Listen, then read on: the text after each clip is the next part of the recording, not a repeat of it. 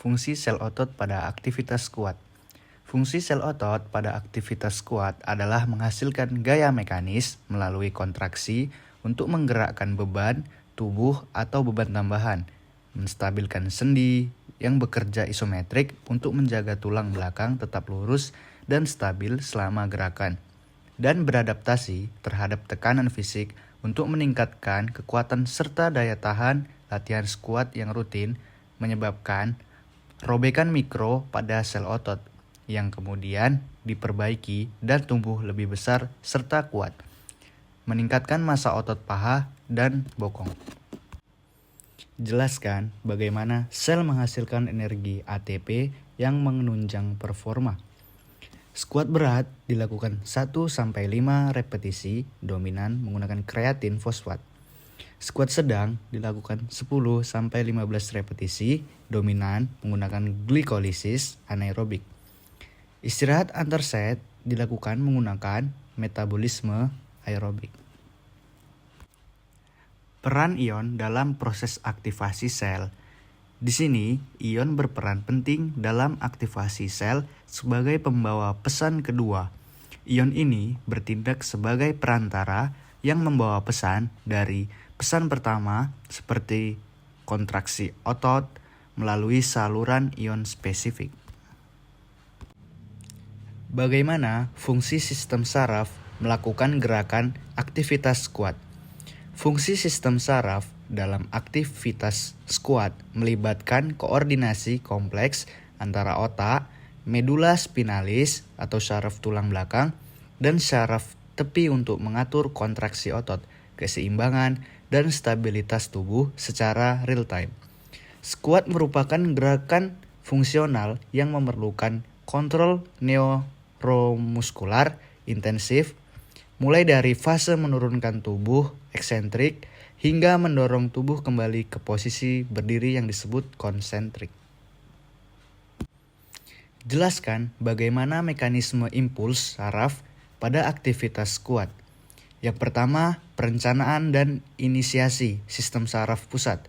Yang kedua, ada transmisi ke neuromuskular junction atau disebut NMJ. Yang ketiga, ada kontraksi otot, pelaksanaan squat.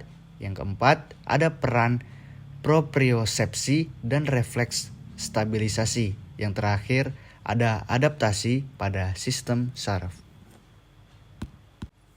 Bagaimana impuls tadi bisa sampai ke otot?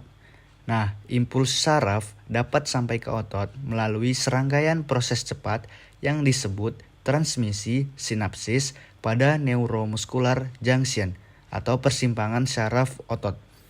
Proses ini mengubah sinyal listrik saraf menjadi sinyal kimia, lalu kembali menjadi sinyal listrik pada otot yang memicu kontraksi. Mengapa denyut jantung, nadi, pernapasan bisa meningkat pada saat melakukan aktivitas squat? Denyut jantung, nadi, dan pernapasan meningkat saat melakukan squat karena tubuh merespons kebutuhan energi dan oksigen yang tinggi, terutama karena squat melibatkan otot-otot besar seperti paha, bokong, dan inti yang lainnya secara bersamaan. Jelaskan fungsi otot pada aktivitas squat.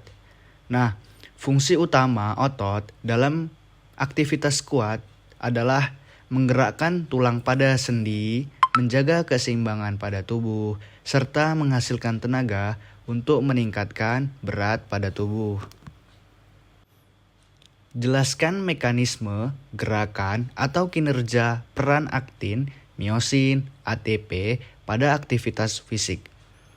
Pertama, otak mengirim sinyal ke serat otot melalui neuron motorik sehingga memicu kontraksi. Sinyal saraf menyebabkan retikulum sarkoplasma melepaskan ion kalsium yang memicu interaksi aktin dan miosin. Ion kalsium membuka tempat pengikatan pada aktin sehingga kepala miosin dapat menempel dan membentuk jembatan silang, cross bridge.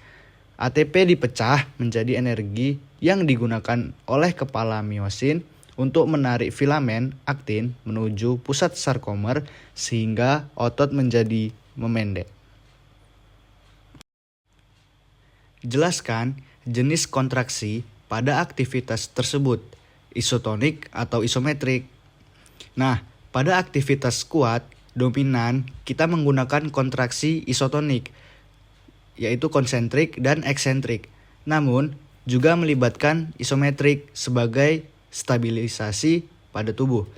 Secara umum, gerakan squat rutin yang naik turun adalah isotonik, sedangkan menahan posisi squat adalah isometrik. Kombinasi keduanya sangat baik untuk kekuatan otot paha depan, paha belakang, serta bokong.